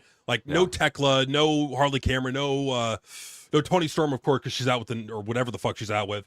MGF is in the mid card. Who gives a shit about seeing that? It's just there's nothing there to really care about. Willow Nightingale and Mercedes. Ooh. Kenny and Will Ospreay in a horribly booked feud. Wow. Oh, and Kenny Mega turned heel at the end of the show. I'm like, come on, man. You gotta build that shit. Don't just do it snap of the fucking finger. I mean, come on. The best we got out of that whole show and the time we watched was a Brawling Birds promo. That's how fucking bad it was. So just saying. So that's what we got for Dynamite. For Collision, the one Collision, we have 409,000 viewers. It's basically going off that, I believe, the day after. Oh wait, this is back on Saturday. Okay, so yeah, it's decent, I guess, for going back to Saturday, but still a bad number overall. Yeah, this is a bad number. 409,000. It's, in my opinion, it's bad because it could be higher, but it's, for them, they're gonna think, oh, this is an okay number. What's wrong with this number? It's not grown. Like, it's like, and that's the problem. It's like so much of the wrestling business, like the wrestling podcasting sphere, it's reliant upon these companies and what they're doing. It's like we're victims of these fucking idiot bookers. That's how sad it is. It's really sad that we're constant victims to these terrible fucking bookers, but it's the way it is, man. It sucks. Yeah. So I believe that covers all for ratings. Do you have any more? Well, I mean, for the TNA, the last one did 203,000. Oh, I got that one. I'm sorry. Oh, cool. Yeah, all right, cool. You're right. 0.04. Yeesh. Yeesh. Well, that's rough. Like, I really hope that these new talents and maybe a new direction can help them pick things up. But then I go ahead and I see Leon Slater winning a title, and I see Mustafa Ali still at the top, and I'm like, yeah. We'll see. I mean, they got a lot of work to do, and they're like, even though they're getting these guys in, is it going to really change things creatively? No. You still got Hunter Johnson as the head of creative. You still got Eric Tompkins and his stupid fucking goofy ass yellow lighting. You still got the director of authority, Santino Moranella. Like, you still got him fucking everything up. So yeah, it is what it is. It is what it is. Well, with that being done, it is time for some super chats. So go over here to super chats. And first off is Vlock, who was saying, I know this is extremely late, but I would like your guys' opinion on this. After reading more about Gail Kim's thoughts on Riho, I wonder what makes her such an official on women's wrestlers. For her, it's the entire fact that Scott D'Amore handled her as the head of the women's talent division. She was in charge of hiring the women for TNA and in charge of like working with them and all that. So she was pretty much the head of the women for TNA for a couple years, and that's enough for her to go to her head and think, look at me, I'm fucking amazing. I have so much knowledge. I'll always remember her as the chick that fucking dipped out of the Royal Rumble and then got fired by WWE. So, yep. But apparently, like, that one stint in TNA makes her think she's the hottest shit that ever existed. Well, I mean, she was a big thing in TNA for a little bit, and then that's it. Like, that's the thing. It's like, oh, she was the fucking, one of the founding members of the fucking Knockouts division. Who gives a fuck? Yeah. Who cares? Who fucking cares? Exactly. So we do have a super chat from last week that we didn't get a chance to read. So okay. It's from Two-Way Ranger, who says, impression, Noseman is creative with his men. They all come up with some ideas, but Noseman rejects all of them like an idiot. Can't make up his mind on what he wants to do. Okay. So I'll have you be Triple H, and I'll just bounce back and forth between characters if you want to help me. Yeah, no worries. Cool. All right. All right. So, all right, Bruce. So, go ahead and give me an idea. I got nothing. My head's empty. Well, I don't know. We could always bring a couple like rappers that really suck on screen. I know this one guy. He's a gay AI. We could bring in Matt Matthews. The fans hate him, but we'll bring it in. What do you think? Yeah, it's something. I just don't see it. I don't see it. Ed Koski, you got any ideas? Well, if you're gonna bring in anything, I think I'm thinking maybe we should bring up some of the NXT talent. I think some of them are ready. I've really been invested in the Shiloh Hill. A lot of talent, a lot of potential. And wow, they got some beautiful women down there. Lola Vice, we need to call her up to SmackDown. I think there's a lot of talent we can use. Just saying. Yeah. Well. No, it's just not the same old, I don't see it. No. All right, female bitch, all right, bitch writer that we just hired, you got any ideas? Like, what's an idea? Perfect. You know what, guys? This is a shining example of what I want in my creative team. No originality, no creativity. You know what? I'm elevating you. Bruce, you're fired. You're the new head of creative, under me, of course. Did I get to write for that show, War? Nah.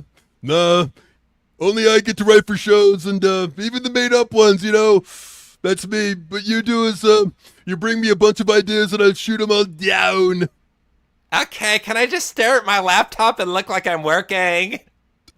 What, you were actually working? What the fuck is wrong with you? Acting like I'm working. I even got simulated sweat in a skirt bottle, look. Oh, wow. Hey, Steph and I aren't really together right now. Would you happen to be single? I'm just shooting my shot. What do you say? You hook up with the game. You go out with me, and if you want to peg me too, that's cool, Oh, I love fucking guys in the ass. You're down. Oh, yeah, cool. All right. Okay. All right. So first off, well, besides that, we got Bad Sport, who said JD catfishes Peyton Sawyer and Brooke Davis from One Tree Hill. Okay. So I don't know how either of these fuckers sound. I guess I'll be JD and all right, we'll go for it. Cool. All right. All right, guys. So, I decided to bring in my big buddy over here, the big black guy that wears a red hat. I even forgot his what's your fucking name, you jobber? Well, JB, my name is Jesse. Come on, man. How'd you forget about me? What the fuck? Oh, my bad there. So yeah, anyways, we're gonna do a little call here, okay? Bruce. So I got the phone number to these fuckers from One Tree Hill, Remember that fucking shitty show, One Tree Hill, Bruce? Yeah. So we're gonna prank call them live here on Off the Record. I'm looking for new content here, Bruce. Hello? Yeah, what's up? Hey, is this Peyton Sawyer? Yeah, what's up, man? Yeah, is your girlfriend Brooke Davis there? We're not boyfriend and girlfriend. I mean, I fucked her a couple times. Hey, Brooke, this fucking psycho wants to talk to you. All right, fucking put him on. Hey, what's up there, baby? Hey, you remember me? I'm that stud motherfucker that was hitting on you. I asked for your number, you kicked me in the balls. Oh, so you remember me, Bruce? Yeah, that's me. Yeah. All the cool people smell like cat piss. CM Punk, JD, If you're fucking cool, you smell like cat piss. It's a sign of royalty over in India, Bruce. Back your time. Like, no, hang up the phone. Andy, come on. See, this is what I gotta deal with, folks. This is what I gotta fucking deal with. These stuck-up bitches that are playing hard to get when they got JD porn on the fucking phone, Bruce. Fucking bullshit. They disrespect, JD. They disrespect the man. I'll always suck your dick. You never have to worry about that. Oh, shit. All right. Well, it's a good thing you're in studio. Zip.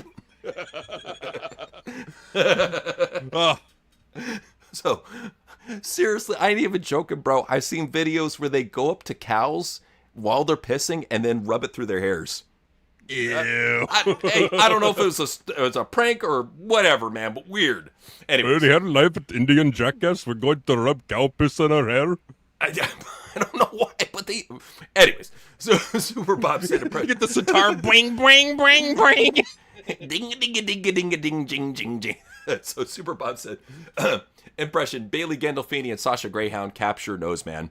Bailey demands why her booking is so bad. Noseman tells her it was Sean all the way. They offer Noseman a drink and tell him it's his last before he is dealt with.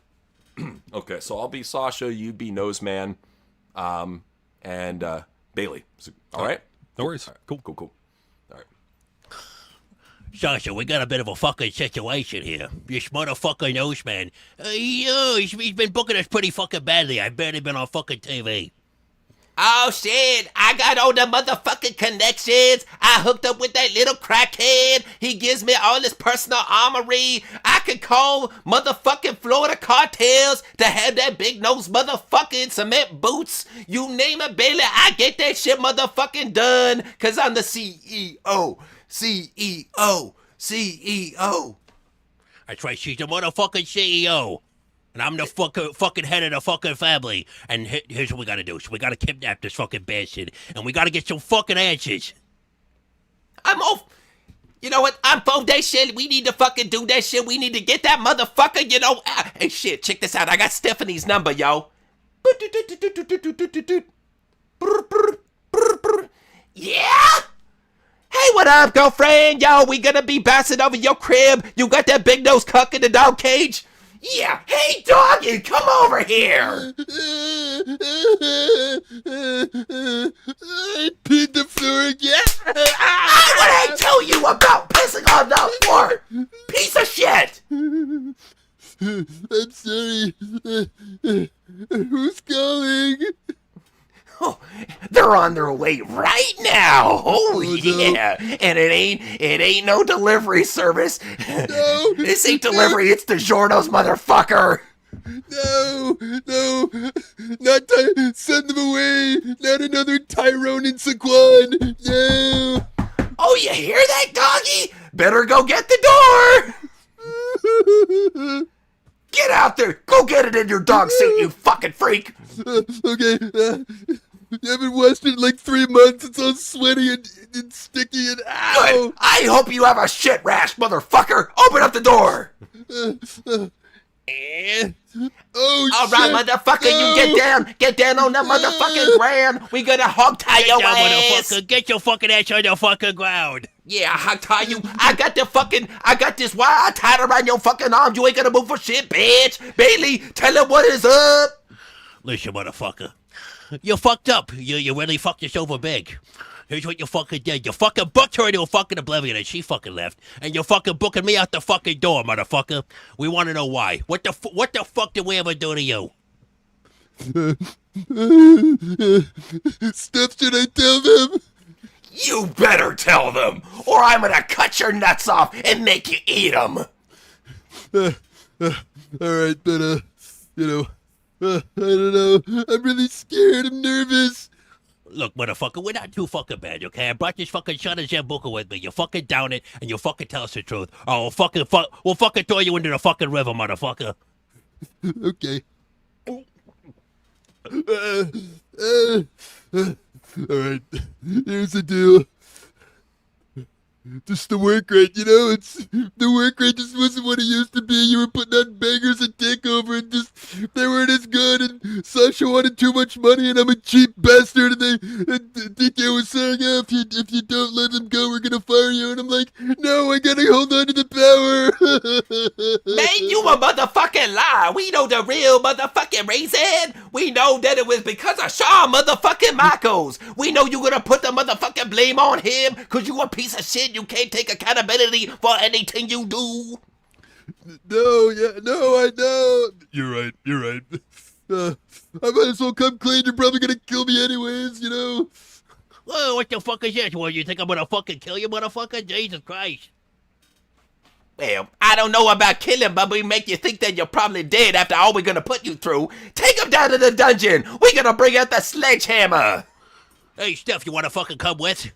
Oh, yeah! Can I twiddle my twat while you smash his legs in? You fucking better, Jesus fucking Christ. Oh, yeah! Daddy, get the camcorder! Yeah! More torture, yeah! So, Batman says a impression. Parody obsession, JD as Bear, Mercedes as Nikki. Bear, who's Bear?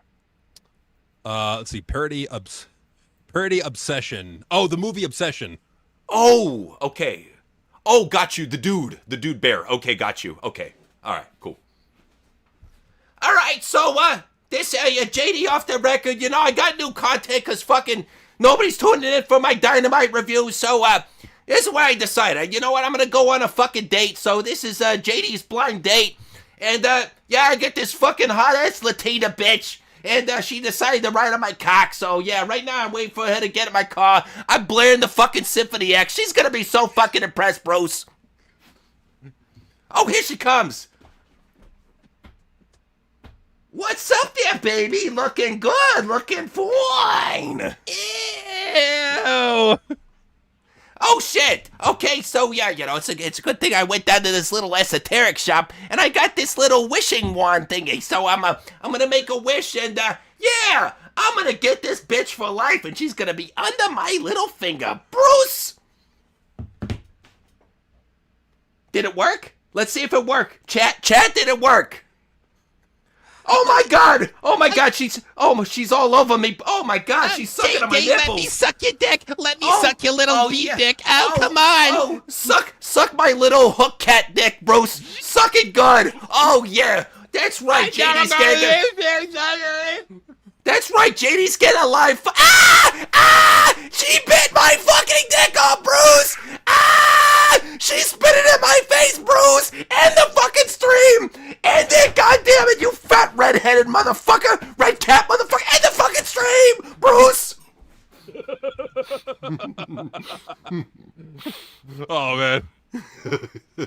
So DJ Moore 9600 said, impression: Undertaker asks for help from VCAM to book AAA. VCAM tells him to book the wildest show ever. Undertaker goes for it and gets a buttload of views. Hell yeah. Okay. I really need some advice. AAA has been dipping in the views. I don't usually do this, but it's 3:45 in the morning. Gotta talk to somebody. I'm gonna call up Vince. Beep, boop, boop, boop, boop, boop, boop, boop, boop, boop. Brr, brr, brr, brr. The fuck is that? Who the fuck is calling? Oh shit. Oh, hey Mark, how's it going? You want to talk to Vince again, or you want to talk to Vince again, McMahon? You gotta call me Daddy. Yeah, I'm your daddy. I made you, goddammit. You would have been mean Mark Calloway for me. Relax, Daddy. It's all good. I figured you'd be up doing satanic rituals. I hope I didn't bug How did you know? No, it's totally fine. No, nothing to worry about. Because I used to do them. Anyways, so I need a little bit of help. I got this skinhead string being named Dominic Mysterio. He's our top guy. And I got these bunch of boring ass fucking lucha jobbers wearing Party City masks, and they fucking suck. I got a chick with a really big butt. I don't know what to do. How do I get the ratings? So it sounds to me like you want the ratings to explode.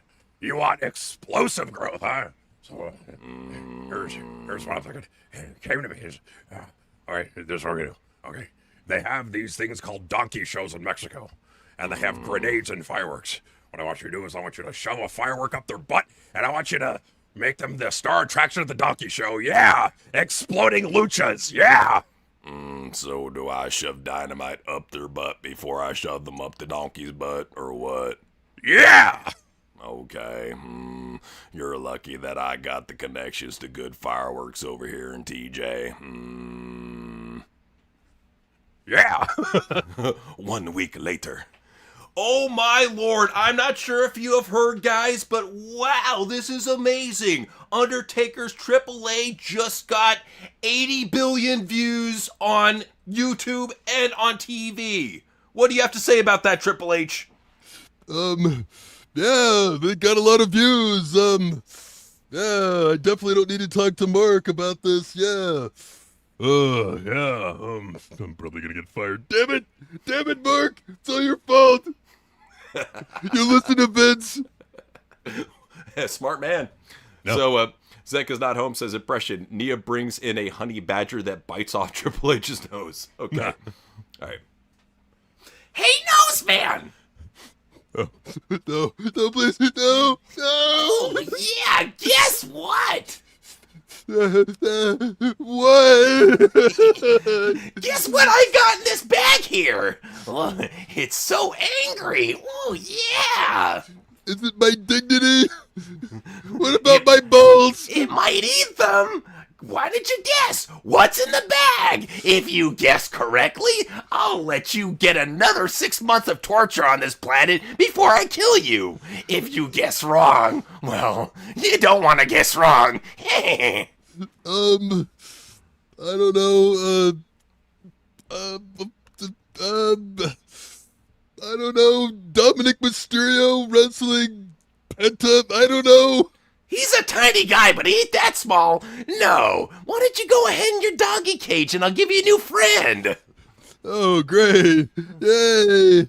All right, now I'm going to open up the bag, zip, and I'm going to dump it in the cage and lock the cage. Enjoy!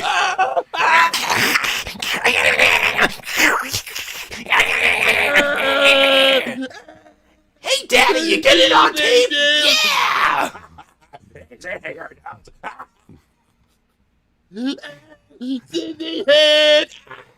Look at all the blood. Yeah. So, DJ Moore 960 said impression. Punk goes to Brock's Death Fortress to mess with some cows there. The cows get super annoyed at him. They run him over multiple times as Brock watching the chaos in front of him as Punk screams. Okay. So I'll be Brock, you be Punk? Cool. All right. Hey everyone, CM Punk here. Just keep it down, though. Keep it down, asshole, okay? I don't want to be fucking killed yet. Alright, so I'm here on Brock's Death Fortress, and I'm gonna mess with some of his fucking cows. Yeah, he thinks he's so fucking tough. Oh, I like to kill cows because I'm a fucking tough guy. Ooh, yeah. Hey, fucking kill a cow in front of me, asshole, and I'll fucking put you in the grave. Yeah. Anyways, hey, yeah, I'm gonna shove this cow over. Yeah. Oh,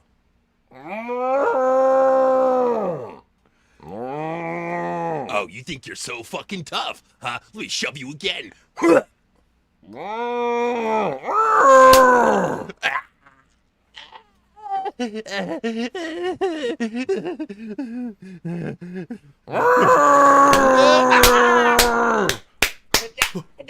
Hey Sable, look at the binoculars. Look, that skinny tattoo piece of shit. He's getting his ass kicked by cows. They're stomping on his nuts. Brock. Check it out. They're stomping him to death. That gets me really horny. Bend over and take this field mice dick, you fucking bitch. Oh, sure thing, Brock. Call the Canadian police. No, I'm gonna bury him on his ground like that pig farmer in Canada. All right, guys, thank you for joining us for this TWR news, and we go out with a song.